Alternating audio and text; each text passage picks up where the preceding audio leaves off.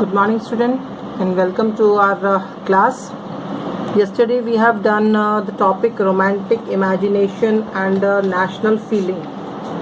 And उसके बाद basically हम लोग इसको एज ऑफ रेवोल्यूशन 1830 से 1840 के बीच का जो पीरियड था उस टॉपिक के अकॉर्डिंग हम ये टॉपिक्स कर चुके हैं, जिसमें आप पढ़ चुके हो कि ड्यूरिंग 1830 दो रेवोल्यूशंस मेनली जो हुई थी. इस ईयर को कहा भी जाता है the years of revolution. Basically दो थी इसमें, एक जुलाई रेवोल्यूशन और एक ग्रीक रेवोल्यूशन थी इसमें. तो आज जो हम टॉपिक करेंगे इसके आगे ही कंटिन्यू था, इसी टॉपिक के आगे, कि the hunger, hardship and the popular revolt. यानी इससे प्रीवियस हम कर चुके हैं कि किस तरीके से कंडीशन जो थी यूरोप में कैसी थी या क्या क्या हो रहा था, किस तरह से रोमांटिक फीलिंग्स, जो रोमांटिज्म जो था वो स्प्रेड हो रहा था, उसके थ्रू नेशनलिज्म की जो फीलिंग थी वो डेवलप हो रही थी. बेसिकली इन सब चीज़ों की वजह से ओवरऑल ये सब जो हो रहा था इसका जो कारण क्या था, ये जो हो रही थी डेवलप हो रहा था या जो रिवोल्ट हो रही थी, इनके रीज़न क्या थे, what are the reason for behind all these revolutions. तो उसको पढ़ने से पहले हम लोग सबसे पहले ये देखेंगे कि वहाँ पे कंडीशन क्या थी यूरोप में, ऐसा क्या था कि वहाँ पे hunger, then hardship and the popular revolt, ये ऐसा क्या हो गया था वहाँ पे कि ये सब चीज़ें जो थी वो डेवलप हो रही थी. तो एज हम लोग पढ़ चुके हैं कि 1830 में जब ये रेवोल्यूशन पढ़ी थी हमने, जुलाई रेवोल्यूशन, ग्रीक रेवोल्यूशन, या जो ये चीज़ें हो रही थी वहाँ पे हम उसके अकॉर्डिंग कर चुके हैं. तो ऐसा क्या क्या हो रहा था, तो वहाँ हुआ क्या. तो 1830 के समय इकोनॉमिक कंडीशन जो थी बहुत ही खराब हो चुकी थी यूरोप की. यानी टोटली जो वहाँ पे कंडीशन थी it was worst, it was very bad. And इसका नतीजा क्या हुआ, मेनली उसका एक और रीज़न क्या हुआ कि कंडीशन क्यों खराब थी, वैसे हुआ क्या था. तो first most important reason is the increase in the population of Europe. Europe की पॉपुलेशन कंटिन्यूसली बढ़ती जा रही थी, ये एक रीज़न था. और इसी की वजह से बहुत सारी प्रॉब्लम्स जो हैं वो अराइज हो रही थी. सो इसके बाद क्या हुआ, तो सबसे पहला कि जब पॉपुलेशन बढ़ी, तो पॉपुलेशन बढ़ने के बाद ऑब्वियसली जो खाने की डिमांड है वो भी बढ़ी. लेकिन पॉपुलेशन ग्रोथ के साथ साथ इन सब चीज़ों में कोई भी इंक्रीमेंट नहीं हुआ. तो इसका नतीजा क्या हुआ कि वहाँ पर अनएम्प्लॉयमेंट की कंडीशंस डेवलप हो गई, जगह जगह पे अनएम्प्लॉयमेंट हो गया. और इस अनएम्प्लॉयमेंट की वजह से जो लोग थे, जो वहाँ के सिटीजन्स थे, the people of Europe, they just started to migrate from rural area to urban area. Rural area से अर्बन एरिया की तरफ वो लोग माइग्रेट करने लग गए. अब इस माइग्रेशन की वजह से क्या हुआ, एक और चेंज आया इसमें कि due to this migration the demand for the goods, जो भी चीज़ों की ज़रूरत थी वो भी बढ़ रही थी. अब उन ज़रूरतों को ये पूरा करने के लिए इंग्लैंड से चीज़ों का इंपोर्ट कर रहे थे. They just started importing the things from England. और इंग्लैंड में जो चीज़ें, जो इंडस्ट्रियलाइजेशन जैसे डेवलप हो रखी थी, तो इंडस्ट्रियलाइजेशन की वजह से चीज़ें वहाँ सस्ती मिलती थी, विच वॉज वेरी चीप. और इसका नतीजा क्या रिजल्ट रहा इसका, कि जो छोटे छोटे जो वहाँ पे स्मॉल प्रोड्यूसर्स थे इन यूरोप, इन फ्रांस, तो उनको बहुत स्टिफ कंपटीशन फेस करना पड़ रहा था ड्यू टू द इंपोर्ट. जो भी इंपोर्ट हो रहा था उनके देश में, उसकी वजह से इनको they have to face the problem of stiff competition. And then come the topic hardship. अब क्वेश्चन आता है कि 1830 से 1848 के बीच में why there is a very hardship in erosion in the Europe. तो इसका यही सब जो रीज़न अभी हमने ऊपर पढ़ा कि ये जो कारण थे, जैसे पॉपुलेशन बढ़ गई, पॉपुलेशन से अनएम्प्लॉयमेंट बढ़ा, अनएम्प्लॉयमेंट से माइग्रेशन के हुआ कि लोग जो थे they just migrate from the rural area to urban area. और इसका नतीजा क्या हुआ कि बाहर से, दूसरे देशों से वो लोग इंग्लैंड से सामान मंगवाने लग गए. They just started importing the things from England. और इसका फिर रिजल्ट क्या हुआ, the result is that the people have to face stiff competition. और इन सब चीज़ों के बाद फिर एक और कंडीशन क्या हुई कि क्यों इतनी कठिनाई, हार्डशिप, क्यों इतना परिश्रम करना पड़ रहा था लोगों को. तो सेम रीज़न कि due to the population growth, population की बढ़ने की वजह से there is increase in the food prices, चीज़ों के दाम बढ़ते गए। ये एक सीधा रिलेशन है कि अगर पॉपुलेशन बढ़ेगी तो जो फूड प्रोडक्ट्स हैं उनके प्राइजेस ऑटोमेटिकली इंक्रीज हो जाएंगे, because demand is going to increase, और इसका नतीजा क्या रहेगा कि फूड प्राइसेस बढ़े। फूड प्राइसेस बढ़ने की वजह से क्या था रीज़न कि बहुत सारे लोग थे जिनको फीड करना पड़ रहा था, तो इस वजह से जो फूड प्राइसेस हैं दैट वाज इंक्रीज। देन इसका नतीजा एक और चीज़ क्या हुई, इसमें एक और गलत काम क्या हो गया, ये सब प्रॉब्लम तो हो ही रही थी, पर इसका एक और साथ में क्या हुआ कि बेटा वहाँ पर जो हार्वेस्ट थी, जो क्रॉप थी वो फेल हो गई, that is there is a bad harvest and the crop failure, फसल जो थी वो खराब हो गई। एंड उसका नतीजा क्या हुआ कि शॉर्टेज हो गई, फूड ग्रेन की शॉर्टेज हो गई। फूड ग्रेन की शॉर्टेज होने की वजह से जगह जगह पे भूखमरी हो गई और लोगों को और ज़्यादा परेशानियां हो गई थी अपनी जीविका को चलाने के लिए, अपनी लाइवलीहुड को सस्टेन करने के लिए। उनको they have to face the problems and hardship in their life. Now there are some events related to this period, कि दो चार इसमें इवेंट्स हैं, इंपॉर्टेंट इवेंट्स हैं बेटा जो आपको इसमें पढ़नी है, कि कुछ ऐसी चीज़ें हुई थी उस दौरान जो कि एक रिजल्ट था इन सब प्रॉब्लम्स का। तो सबसे पहले हम बात करते हैं 1848 की। 1848 में कंडीशन क्या थी, फूड शॉर्टेज हो रखी थी, खाने की कमी हो रखी थी, जो फूड था वो कम मात्रा में था, बिकॉज फूड क्रॉप फेल हो चुकी थी, खाना कम था, क्रॉप कम थी, खाना कम था। इन सब चीज़ों का एक और नतीजा क्या हुआ कि लोगों के पास एम्प्लॉयमेंट नहीं था, there is a wide spread of unemployment in Europe. और इसी का नतीजा क्या रहा बेटा कि वहाँ पर इसका सबसे बैड इफेक्ट जो था it was in the France, condition जो थी फ्रांस की सबसे खराब थी। और इसी का एक रिजल्ट क्या रहा कि पॉपुलेशन जो थी पहले ही बढ़ रखी थी इसकी पेरिस की, और जो मैक्सिमम जो पॉपुलेशन थी इतना परेशान हो चुकी थी, they just came out on the road, सड़कों पे आ चुके थे लोग। जो वहाँ पर राजा रूल कर रहा था लुइस फिलिप, वो जो था उससे सभी लोग थे जो people were not happy with this ruler. और इसका क्या हुआ कि इसको इतना ज़्यादा वहाँ पे रिवोल्ट कर दिया लोगों ने कि that the Louis Philippe was just forced to flee, flee का मतलब भाग जाना। कहाँ भागा वो, इंग्लैंड में चला गया था, वो भागकर इंग्लैंड में चला गया।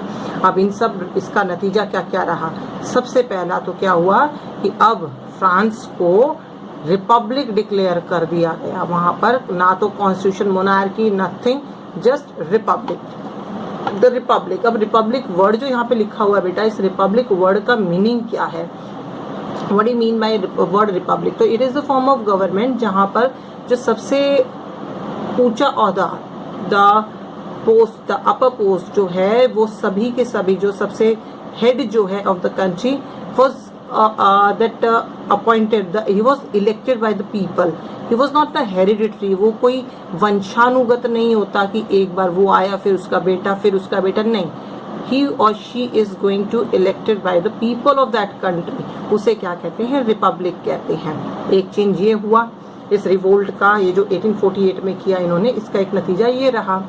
Then right to vote. अब राइट टू वोट तो पहले मिला हुआ था यहाँ पर कि जितने भी मेन जो 21 इयर्स के एज के हैं, जो कि जिनके पास प्रॉपर्टी होल्डर थे उनके पास था। अब ये जो राइट था ये दे दिया गया सभी 21 इयर्स ऑफ एज और above, all have the right to vote, but they should be men. Still अभी भी वुमेन को कोई राइट नहीं दिया गया था, आपका इसका राइट टू वोट अभी भी नहीं मिला था इनको। देन कम द नेक्स्ट, एक और चीज़ अच्छी क्या हुई कि that they get the right to work, एक और इनको अधिकार मिल गया कि उनको राइट टू वर्क मिल गया उनको। एंड एक और चीज़, इस सब को पॉसिबल करने के लिए बहुत सारी नेशनल वर्कशॉप्स खोली गई, वर्कशॉप्स में लोगों को ट्रेन किया गया, जॉब प्रोवाइड किया गया, ताकि वो जो है अपना इस चीज़ को आगे चला सके, जो अनएम्प्लॉयमेंट की प्रॉब्लम थी उसको सॉर्ट आउट किया जा सके। तो सबसे पहले इवेंट जो है हम इसी को पढ़ेंगे कि 1848 में इस तरीके से फ्रांस में ये चीज़ें हुई और इसकी वजह से बहुत सारे चेंजेस जो थे वो वहाँ पे देखने को मिले।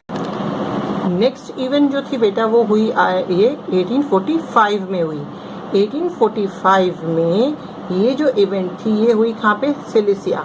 सिलिसिया जो है वो प्रुशिया में है, जो कि अब जिसको जर्मनी कहा जाता है, प्रुशिया में है ये। तो वहाँ पर रिवोल्ट हुई। अब ये जो रिवोल्ट हुई थी, ये जो इवेंट था, किसके बीच में हुआ था?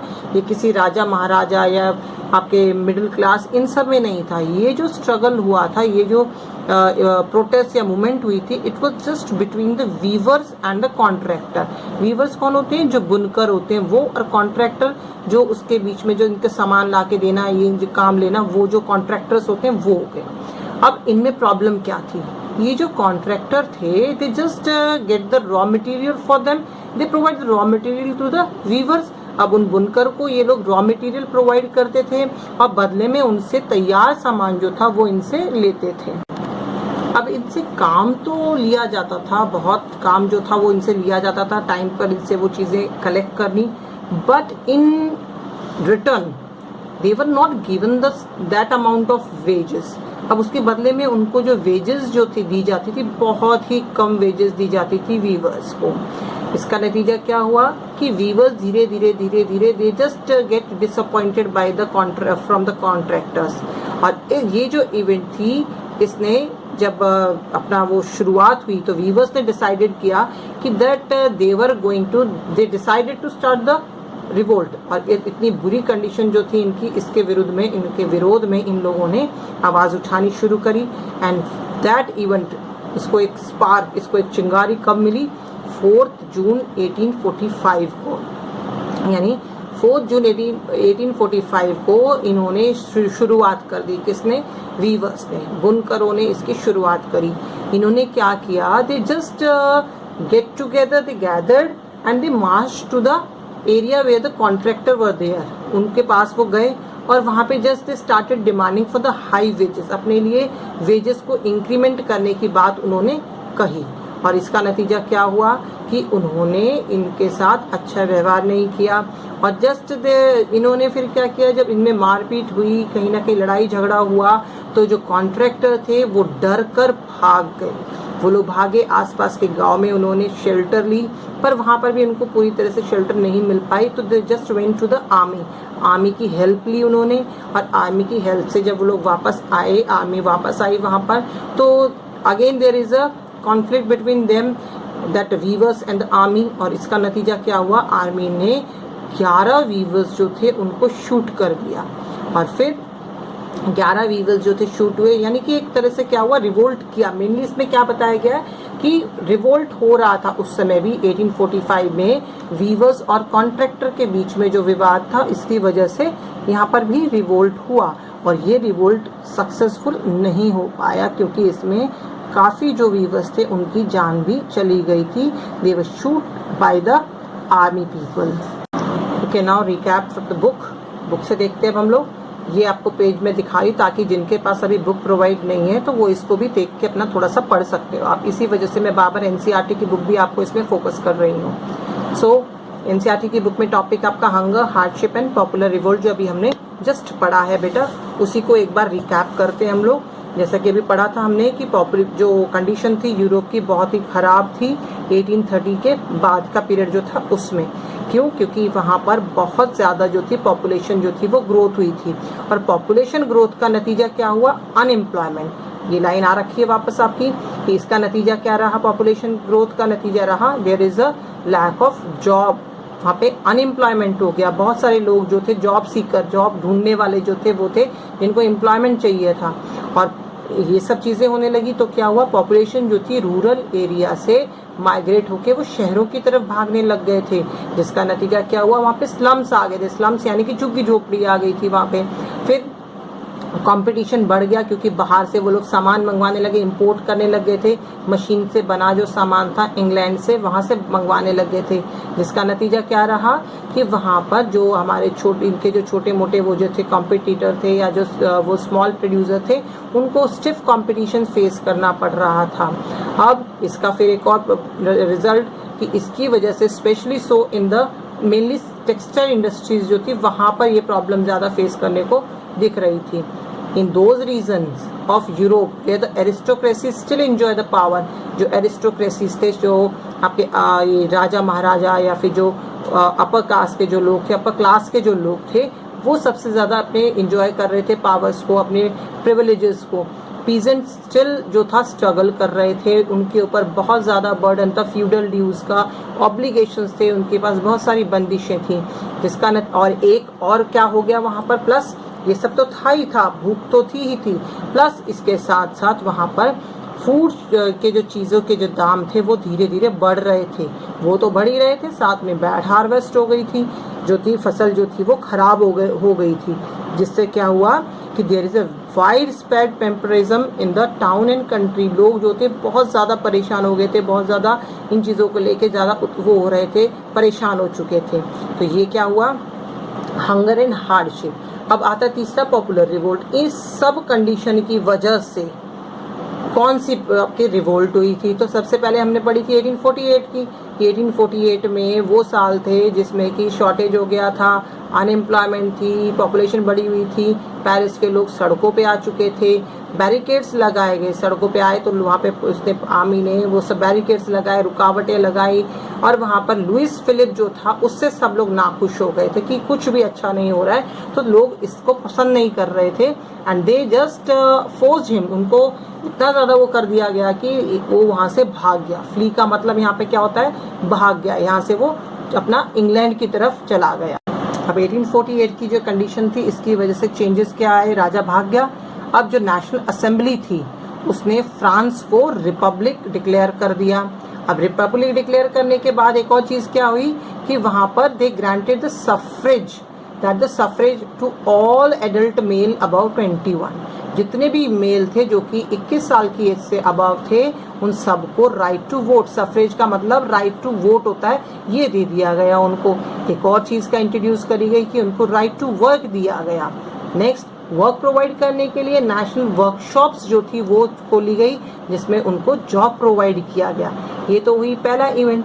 दूसरा इवेंट हुआ 1845 का, जहाँ पे क्या हुआ, वीवर्स जो थे सिलेसिया के, उन्होंने काम किया। उन्होंने क्या किया, कॉन्ट्रैक्टर और वीवर उन दोनों के बीच में काम वो हुआ, लड़ाई हुई। उसमें जो वीवर्स थे उन्होंने इनके पास जाके अटैक किया, but finally they were just unsuccessful, और इसकी वजह से फाइनली वहाँ पर इन्होंने क्या किया, 11 जो वीवर्स थे वो मारे गए थे। यानी ये जो दो इवेंट बताई गई है, किस लिए बताई गई है कि इस समय कौन कौन सी रिवोल्ट हुई थी या क्या क्या चेंजेस आ रहे थे यूरोप में। Now come the 1848। 1848 में द रेवोल्यूशन ऑफ लिबरल्स की कौन सी ऐसी रेवोल्यूशन हुई थी, तो हम इसमें बात करेंगे बेटा 1848 की जो रेवोल्यूशन है इसके बारे में बात करते हैं। तो वहाँ पे वही सिचुएशन को देखते हैं पहले कि जो सिचुएशन थी, ऐसी कौन सी ऐसी प्रॉब्लम्स आ गई थी, ऐसी क्या क्या कंडीशंस थी जिसकी वजह से वहाँ पर लोगों ने रिवोल्ट किया।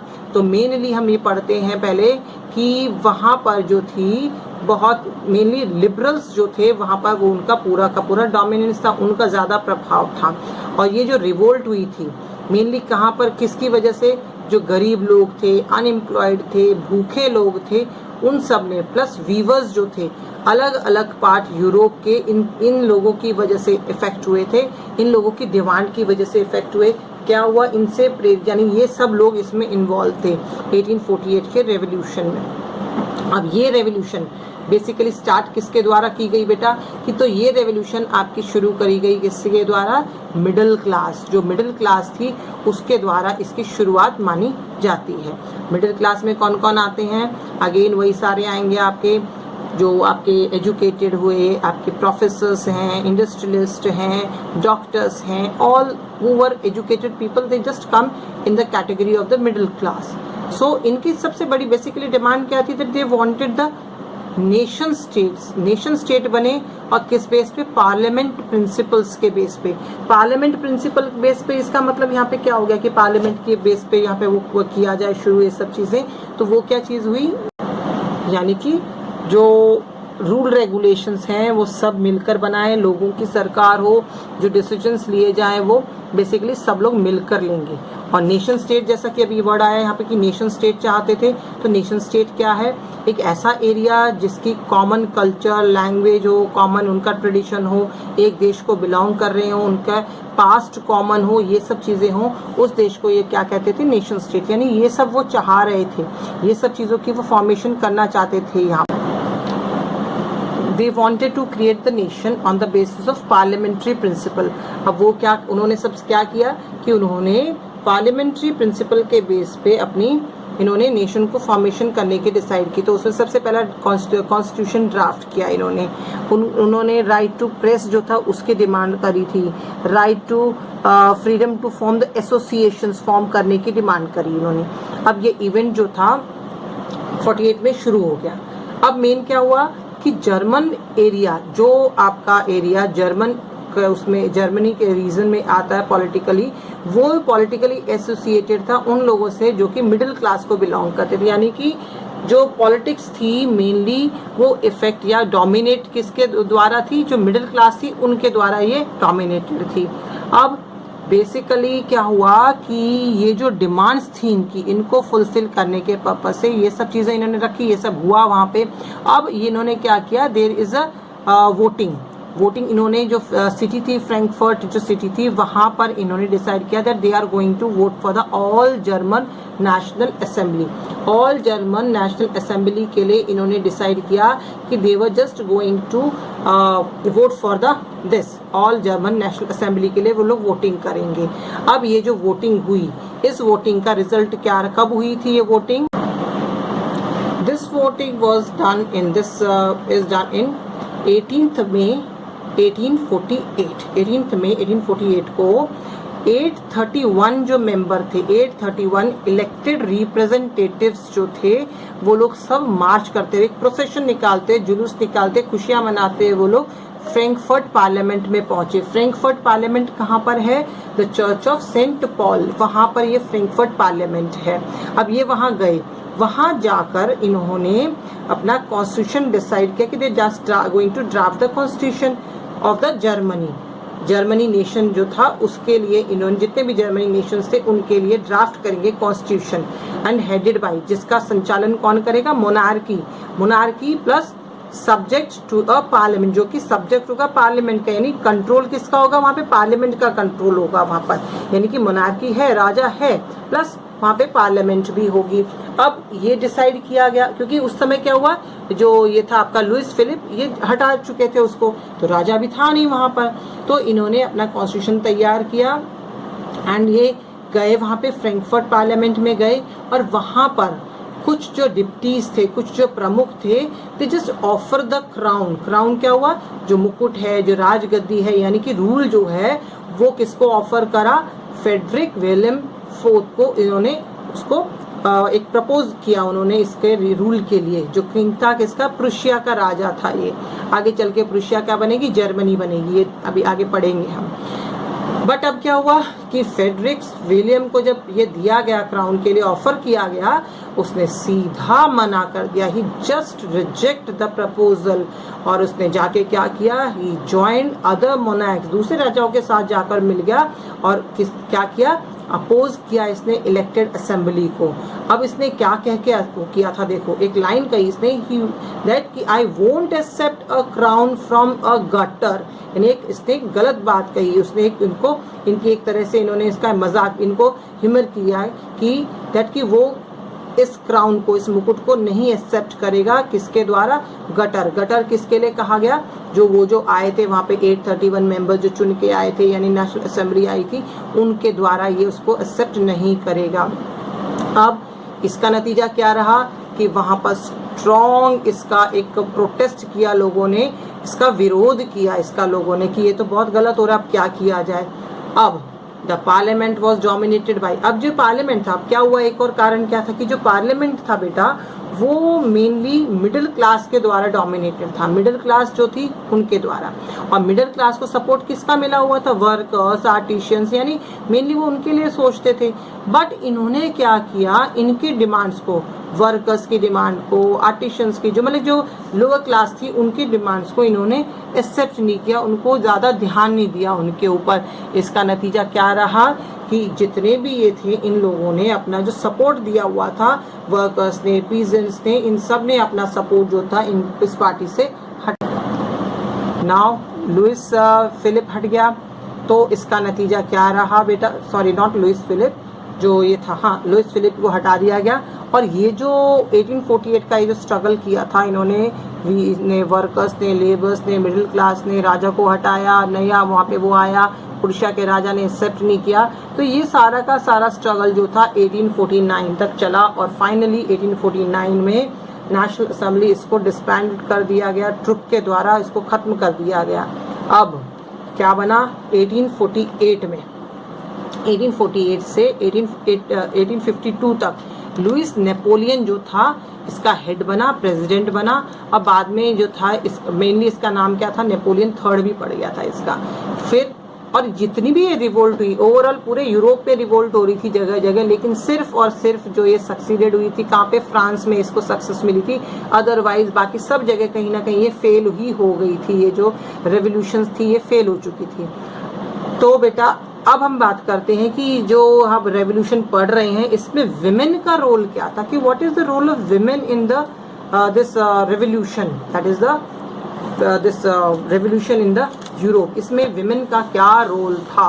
तो विमेन का रोल पढ़ने के लिए अब हम देखते हैं ये वाला topic, the role of women या फिर पॉलिटिकल राइट ऑफ विमेन। तो सबसे पहली बात कि उस समय विमेन जो थी उनको इक्वली ट्रीट नहीं किया जाता था, they were not given the equal status, women को इक्वल स्टेटस नहीं मिला हुआ था, उनको कोई भी पॉलिटिकल राइट नहीं दिया हुआ था। पॉलिटिकल राइट में क्या आ जाएगा, योर सफ्रेज, यानी जो आपका सफ्रेज का जो अधिकार था ये इनको अभी भी यहाँ पर नहीं दिया हुआ था।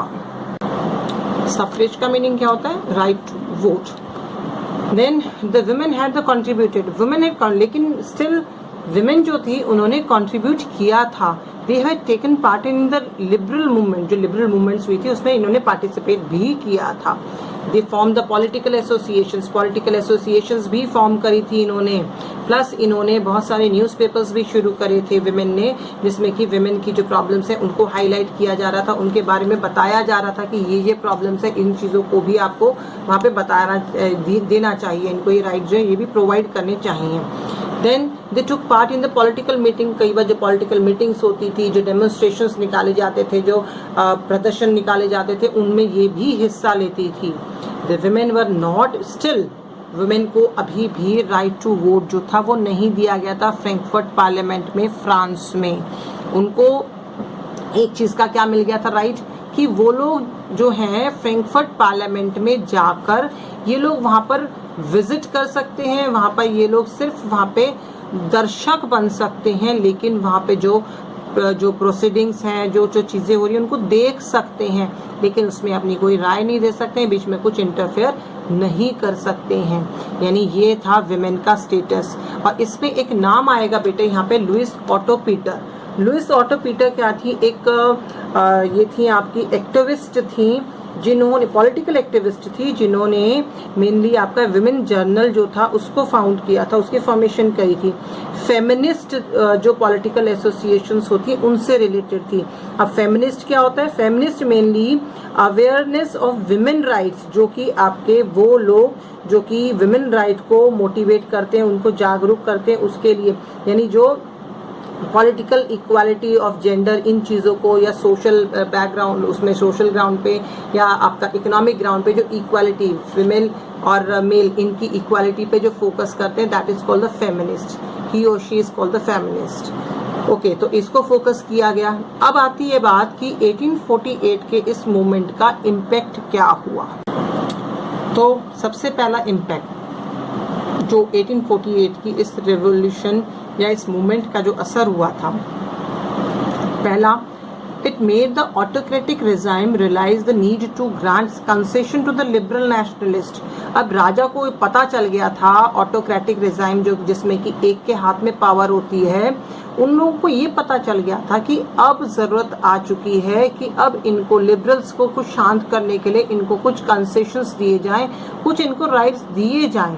इस वजह से कुछ राइट्स जो थे वो दिए गए, कि जैसे कि एग्जांपल हम पढ़ चुके, राइट टू वो दिया गया, वोट दिया गया, राइट टू वर्क दिया गया, ये सब चीज़ें उनको प्रोवाइड करी गई। दूसरा, the old order could not be restored, जो पुराना ऑर्डर था, जो पुराना तरीका था, जो राजा महाराजा ये सब जो थे, उसको अब रिस्टोर वापस नहीं किया जा सकता था।